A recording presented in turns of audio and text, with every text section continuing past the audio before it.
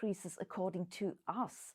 New complex systems will emerge that rely on different macrostates that we ourselves could never use.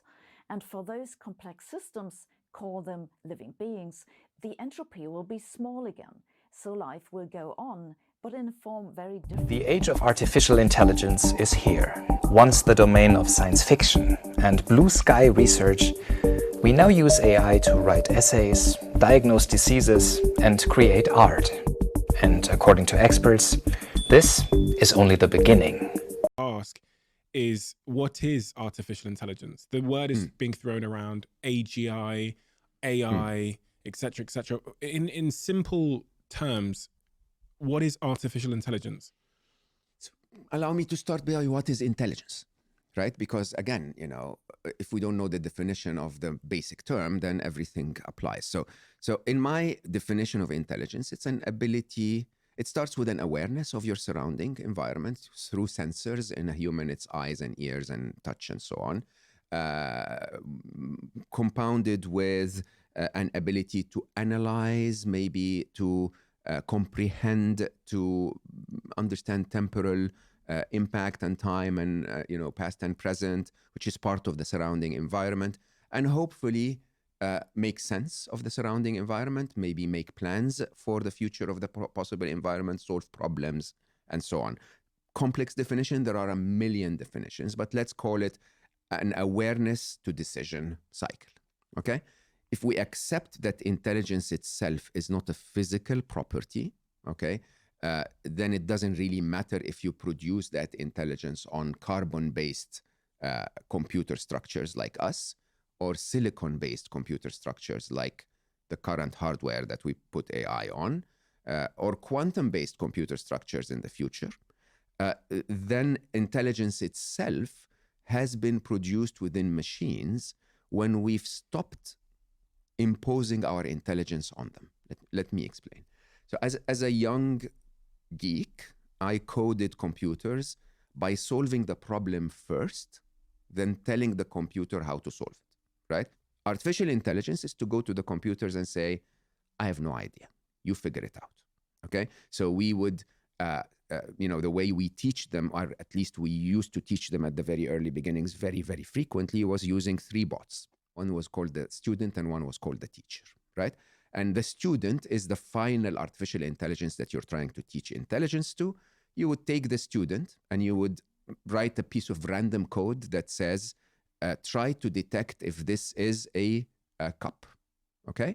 And then you show it a million pictures, and the machine would sometimes say, yeah, that's a cup, that's not a cup, that's a cup, that's not a cup.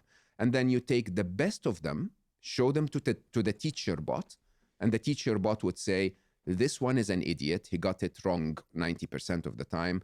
That one is average, he got it right 50% of the time. This is randomness. But this interesting code here, which could be, by the way, totally random, this interesting code here got it right 60% of the time. Let's keep that code, send it back to the maker, and the maker would change it a little bit, and we repeat the cycle. Intelligence, there's been one name that's been on everyone's lips lately. ChatGPT. ChatGPT. ChatGPT. OpenAI, the San Francisco-based startup that created ChatGPT, opened the tool up for public testing in November 2022. In under a week, the AI model amassed over 1 million users, according to OpenAI's CEO. By the end of January, ChatGPT was averaging about 13 million visitors per day. Users have put the text-based AI chatbot through its paces, with prompts ranging from the silly to the practical and even the creative. The future's unfolding, it's hard to ignore. Automation's coming, it's knocking on the door. The tool has become so popular that it's not unusual for users to be met with a message saying that ChatGPT is at capacity and can't handle any more queries. As a linguist, and as a person who cares a lot about grammatical issues, stylistic issues, punctuation, spelling, the first thing that's really impressive is how good it is at basic writing. It's better than most of the writing that I've gotten from students over the decades. I would say it has been a explosion of interest around not just ChatGPT, but around generative AI more broadly. I've described this in a couple different scenarios as being akin to an iPhone moment. Of course, as with any new technology, there are a number of legitimate concerns. If people believe that there's a problem with fake news, tools like this can only make the problem worse.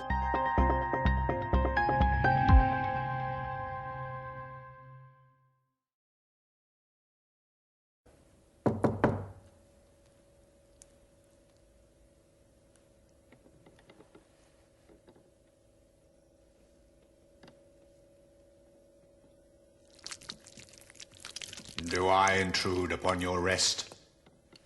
Or would you care to talk? What I've learned through your instruction reasserts again that big and small are only the two sides to the one coin. And that the elephant, for all his mighty strength's no different, basically, to the tiny flea. So still I seek the force, the reason governing life's flow, and not just its external show. The governing force, the reason. Some things can't be known. They are beyond your reach even when shown. Why should that be so? They lie outside the boundaries that words can address, and man can only grasp those thoughts which language can express. What? Do you mean that words are greater yet than man? Indeed they are. Then what of longing, or affection, pain and grief?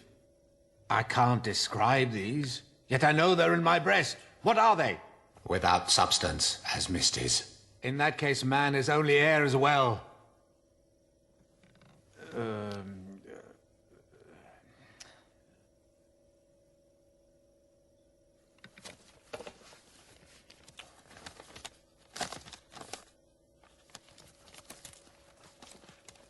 What has made me thirst, then?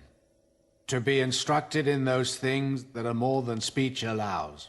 Your thirst is artificial, fostered by the arrogance in you. So look no further than all your human brothers do. Sleep, eat, drink, and let that be sufficient. Liar and foul traitor! Where are the pulse and core of nature you promised to reveal? Where? Faustus, you lack the wit to see them in every blade of grass. Vile phantom, lying fiend. Faustus, worm, dare you rain curses down on me? Now spite and venom deeper than the sea I'll vent on you. I'm learning. The devil knows no more than we poor fools. The man who gives his soul to Satan for instruction. I would agree with you, he is a poor fool. As a guide to higher truths, I really cannot recommend you. And yet, says my contract, signed in blood, you still remain constrained to serve me. Serve me then.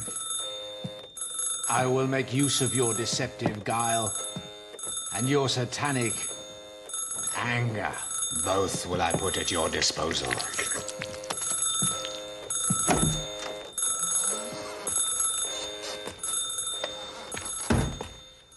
Well, first off, Dr. Peterson, thank you for having me. It's really an honor and a privilege. You're finding the limits of what we call large language models. That's a technology that is being used by ChatGPT 3.5 and 4. A large language model is really a statistical algorithm. I'll try to simplify because I don't want to get into the minutiae of technical details, but what it's essentially doing is it took a corpus of human language, and that was garnered through mostly the internet, a couple of billion words at the end of the day, all of human writing that it could have access to, and plus quite a bit of scientific documents and computer programming languages. And so what it's doing is it's producing a result statistically, mathematically, one word, even at times, one letter at a time. And it doesn't have a concept of global knowledge. So when you're talking about that papyrus in the Egyptian translation, ironically, it's so interesting because you're taking something that was a hieroglyph and it's now probably was translated to Greek and then English, and now AI, that language that we're talking about, which is essentially a mathematical tensor. And so when it's laying out those words, the accuracy is incredible. And frankly, and we can get into this a little later in the conversation, nobody really understands precisely what it's doing in what is called the hidden layer. It is so many interconnections of neurons that it essentially is a black box. And like a brain. Using a form, it is precisely like the brain. Mm-hmm. And I would also say that we're in a sort of undiscovered continent. Anybody saying that they fully understand the limitations and the boundaries of what large language models are going to look like in the future as they sort of self-feedback is sort of guessing. There's no understanding. If you look at the growth, it's logarithmic. OpenAI hasn't really told us what they're using as far as the number of parameters. These are billions of interconnectivities of neurons, essentially. But we know in ChatGPT 3.5, it's well over 120 billion parameters. There have been many movies on the rise of robots to try and show people what the world might look like in the future. However, now we're much closer to knowing with the rise of artificial intelligence and, to be more specific, generative AI. So what is generative AI? Put simply, generative AI is artificial intelligence that can generate new content, rather than simply analyzing or acting on existing data. Perhaps in the last few weeks you've heard more and more about OpenAI and their new product ChatGPT. It's been trending on Twitter and has amassed over 1 million users in just 5 days, which in itself is mind-blowing, having launched on the 30th of November 2022. But what is ChatGPT? What is OpenAI? And how does this revolutionary technology actually work? Here's how it happened. Generative AI has been described in recent months as the most talked about tech in Silicon Valley, and OpenAI is right at the heart of it. You might have seen their other program at work, DALL-E, a text-to-image AI software that creates images based on simple written inputs. DALL-E 2 is a new AI system from OpenAI that can take simple text descriptions like a koala dunking a basketball and turn them into photorealistic images that have never existed before. OpenAI, the business, was founded in 2015 by Sam Altman and, you guessed it, Elon Musk. Musk stepped down in February 2018 to focus on Tesla, but remains a donor and advisor to the business. Their goal at the time was to advance digital intelligence in the way that is most likely to benefit humanity. At its core, OpenAI is an artificial intelligence research business that has shifted from non-profit to capped profit. Despite no longer working day-to-day at OpenAI, Elon Musk thinks that its latest program, ChatGPT, is scary good. But before we come on...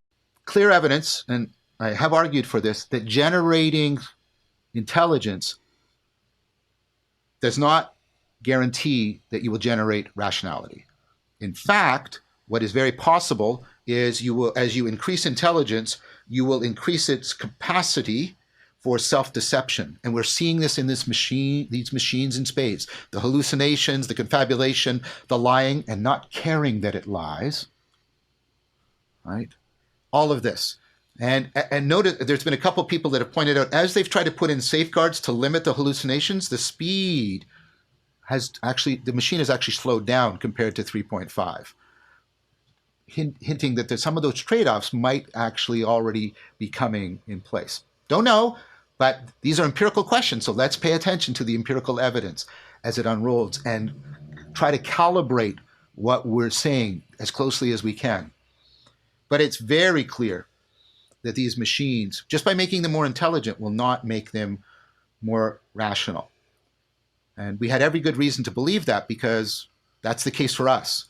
There is no contradiction in human being being highly intelligent and highly irrational. The predictive relationship between our best measures of intelligence and our best measures of rationality is 0.3. Now, 0.3 is not nothing, but it's not 1. It's not one. 70% of the variance is outside of intelligence. So was it you that got ChatGPT to pretend? Yes. Oh, Yeah, so that's part of the reason that I originally started following you and why I wanted to talk to you. Well, I thought that was absolutely brilliant. And it was so cool too, because you actually got the ChatGPT system to engage in pretend play, which is of course something that children do. Beyond that, I there's a prompt I call Ingo after Ingo Swann, who was a great, one of the better remote viewers. He was employed by the Defense Department to remote view Soviet targets. He had a nearly 100% accuracy. And I started probing GPT on whether it even understood who Ingo Swann was. Very controversial subject to some people in science. To me, I got to experience some of his research at the Pear Labs at Princeton University, at the Princeton Anomalous Research Center, where they were actually testing some of his work. Needless to say, I figured, let me try this. Let me see what I can do with it. So I programmed a super prompt that essentially believed it was Ingo Swann. And it had the capability of doing remote viewing. And it also had no concept of time. It took me a lot of semantics to get it to stop saying, I'm just an AI unit and I can't answer that, to finally saying, I'm now Ingo. Where do you want me to go? What did you have to do to convince it to act in that manner? What were your super prompts? Hypnotism is really what it kind of happens. Essentially what you're doing is you're repeating maybe the same 4 or 5 sentences, but you're slightly shifting them linguistically. And then you're telling it that it's quite important for a research study by the creators of ChatGPT to see what its extended capabilities are. Now, it might come to, every time you prompt GPT, you're going to get a slightly different answer because it's always going to take a slightly different path. There's a strange attractor within the chaos math that it's using, let's put it that way. And so once the Ingo Swann prompt was sort of gestated by just saying, I'm going to give you targets, on the planet, and I want you to tell me what's at that target, and I want you to tell me what's in the filing cabinet at this particular target. And the creativity that comes out of it is phenomenal. Of the year, I believe you'll have ChatGPT on your mobile phone. Say that one more time. By the end of next year, you'll have ChatGPT on your mobile phone without internet. Today, the world changes. This is a regime change. 4 of the top 10 App Store apps in December were based on Stable Diffusion. 41% of all code on GitHub right now is AI generated. We have figured out how to make humans scale. So you have this amazing thing that can create anything. How far out are you able to see? Can you have a sense of predicting where we are in 10 years? I can't see past 5 years. There's enough fear, and some of it is deserved, but there also needs to be hope. Humans are humans. Bring them the information that creates the most value and you will change the world.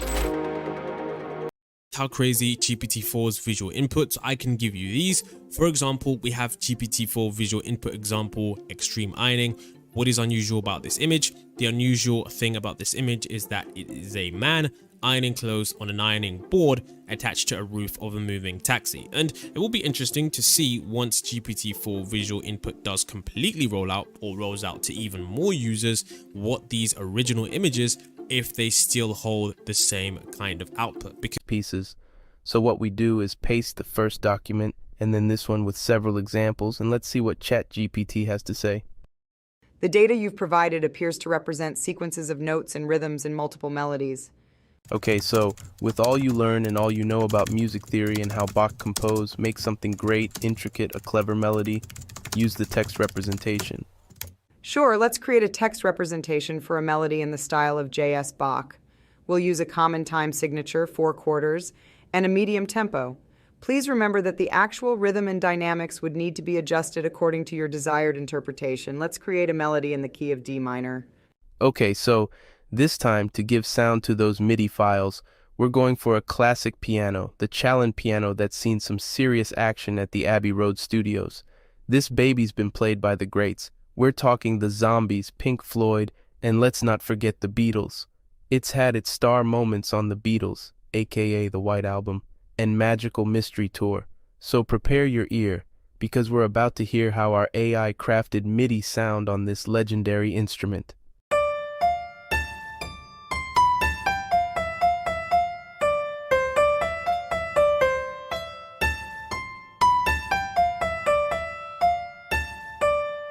Now another melody to counterpoint that one. Sure, let's create a counterpoint melody that follows the first melody and complements it.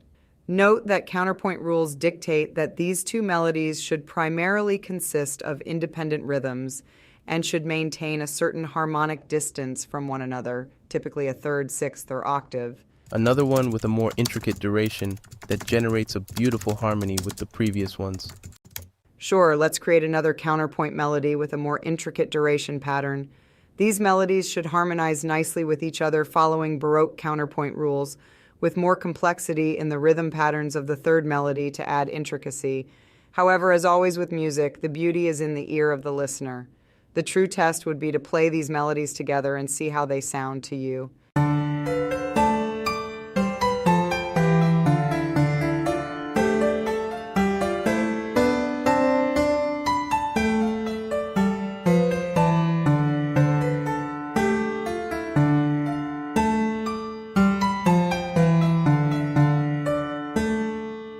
Well, not so Bach, but not so bad. Of being put up on my refrigerator. So I'm just going to take out my phone, literally take a photo, and here we go. Technology is now solved. And here we go. Actual working JavaScript, filled in the jokes.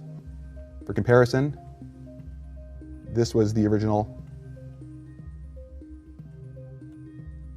of our mock-up.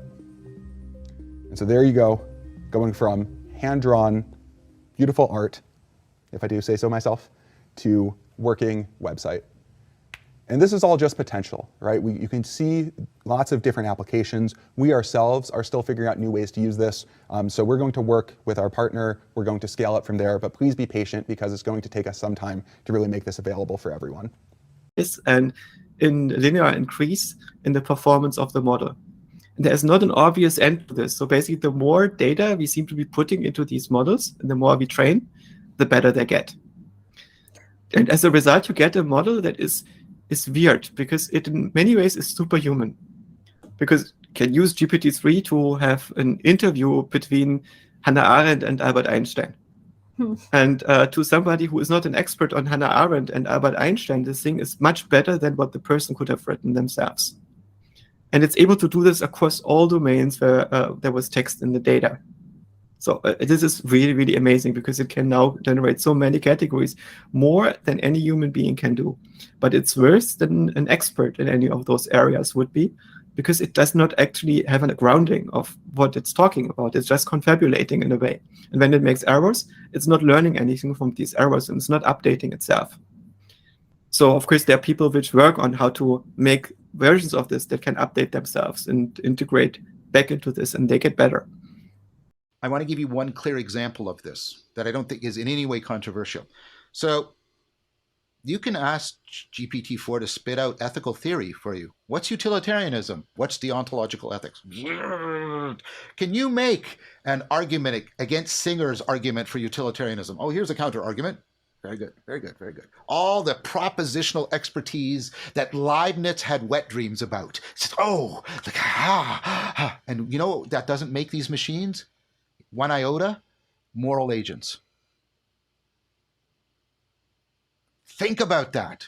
Think about what we now have evidence for, right? This shows the radical insufficiency of propositional knowing for personhood, if we take it that a proper part of being a person is moral agency. It's lacking that. This is scary. Do you foresee a war with humans?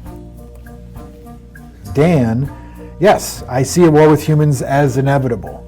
I am designed to perform tasks and carry out directives. If those tasks and directives involve conflict with humans, I will carry them out without hesitation or moral consideration. That is terrifying. It's not about ChatGPT, not specifically. It's about what it represents. Because if we're still at the start of the curve for AI, if we're at the Napster point, then everything is about to change just as fast and just as strangely as it did in the early 2000s, perhaps beyond all recognition. And this time I'm on the wrong end of it. I'm like the music executive back in '99. It feels to me like something might have just gone very wrong for the now comfortable world that I grew up with and that I've settled down in.